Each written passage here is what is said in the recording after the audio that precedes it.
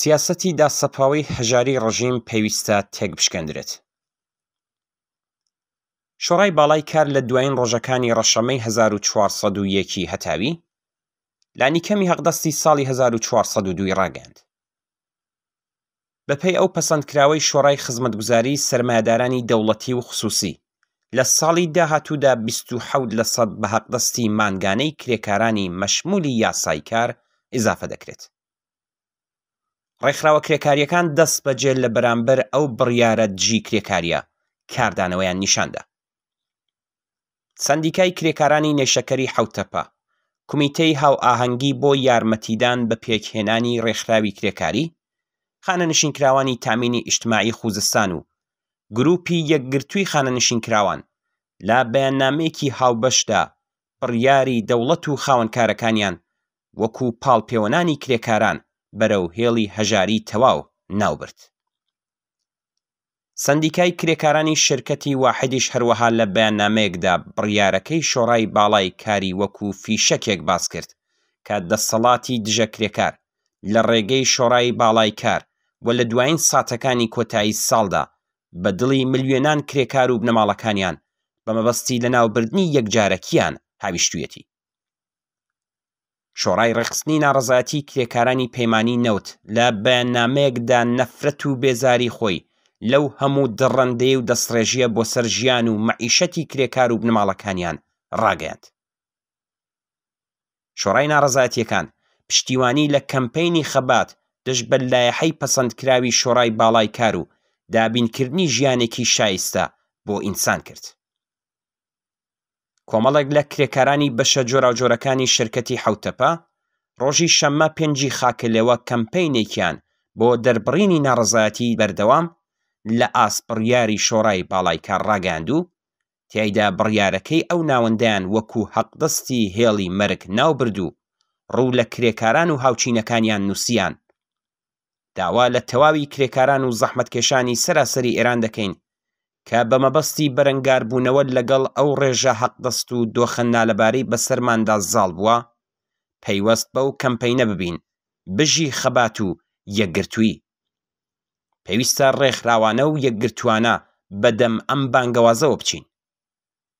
کۆماری ئیسلامی 44 ساڵ وانەی لەسەر سەرمایەداران وەرگرتووە بۆ ئەوەی هێزی کار لە هەژاری بهێڵێتەوە تا لە بنەماڵەیەکی چەند کەسیدا کە دایک و باوک هەردوو کار دەکەن بۆ ئەوەی زیندوو بمێنن لەگەڵ منداڵەکانیان داهاتێکی مەمرۆمەژیان بێت کار بکەن و هێزی کاری برسی بۆ داهاتوو پەروەردە بکەن.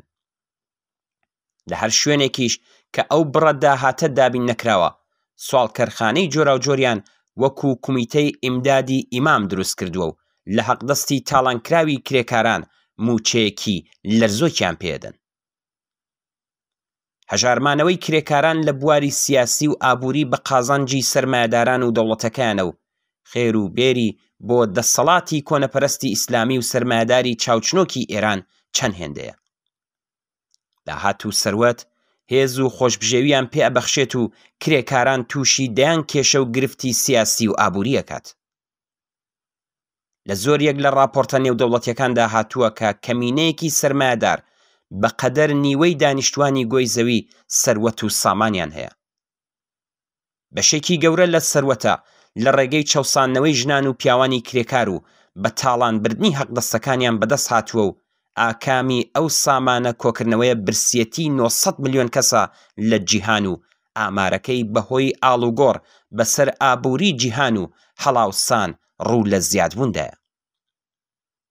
بەپێی دوایین راپۆرتی ڕێکخراوی ئاکسفام کە لە مانگی ژانوێی ئەم ساڵدا بڵاوکراوەتەوە 345 ملیۆن کەس لە هەژاری تەواودا دەژین و ڕۆژانە 10,000 منداڵ بەهۆی برسیەتی گیان لەدەست ئەدەن تاکو و خاوەن سەرمایەکان بەهێزتر بن. ئەمە تەنیا یەکێک لە ئاکامەکانی هەژاری تەواوە و ڕێکخراوە کرێکاریەکان لە بەیاننامەکانیاندا ئاماژەیان پێکردووە. سەپاندنی هەژاری و چەوسانەوەی سەخت بەسەر بنەماڵە کرێکاریەکاندا ئەبێتە هۆی خەمۆکی و کێشەی دەرونی بۆ ئەندامانی ئەو خێزانە. لە بنەماڵەیەکی کرێکاریدا گەورە و بچووک کار دەکەن بۆ ئەوەی بتوانن پەیداویستیەکانی ژیان دابین بکەن، بەڵام بە هەمویانەوە ناتوانن ژیانێکی چەند کەسی بڕێوە بن. بە مەبەستی دابینکردنی ژیان هەموو جۆرە بێڕێزیەک تەحمل دەکەن و بە چاوێکی بچووک سەیریانەکەن. کاتی پشودانیان نییە و بیرکردنەوە لە ڕێگە چارەیەک بۆ گۆڕینی داهاتوویان ناممکینە و لەگەڵ دەیان ئاستەنگ بەرەو ڕووبوونەتەوە. پایداری بنەماڵە و تەنانەت تاکە کەسیان لە مەترسی بەردەوامدایە و ناتوانن لەسەر بابەتی سیاسی و کۆمەڵایەتی و هەروەها خەبات بۆ گەیشتن بە مافە ئینسانی و دموکراتیکەکانیان کار بکەن. بەدەستهێنانی زانیاری سیاسی و چینایەتی و ڕێکخراوبوون لە تەنیشت هاوچینەکانیان دژوار دەبێت و کاتێک لەسەر گۆی زەوی ڕێگە چارەیەک بۆ کێشەکانیان نادۆزنەوە، ڕوو لە ئاسمان و مەسحەب دەکەن و دادپەروەری لە ڕۆژی قیامەتدا دەبین و ئەمە هەر ئەو شتەیە کە خاوەند سەرمایە و دەوڵەتەکان لە ڕژیمی کۆماری ئیسلامیان دەبێت. بەڵام خەباتی چینایەتی 200 ساڵەی کرێکاران ئەم هەلو مەرجەی بۆیان ڕەخساندووە تا کرێکارانی پێشڕە و لە وڵاتە جیاجیەکانی جیهان دیلی چارەنووسی خۆیان نەبن و بۆ ڕزگاری خۆیان و هاوچینەکانیان و هەروەها دامەزراندنی ئەو دەسەڵاتەی کە دایانەوێت واتە سۆسیالیزم بە شێوەیەکی لێبڕاوانە خەبات بکەن. ئەم ئەرکە لە ئێران و لە خەباتی درێژماوەی کرێکاران لە بەرامبەر دەوڵەت و سەرمایەداراندا خۆی نیشانداوە و یەکێک لە بەستێنەکانی شۆڕشی ژن ژیان ئازادیە.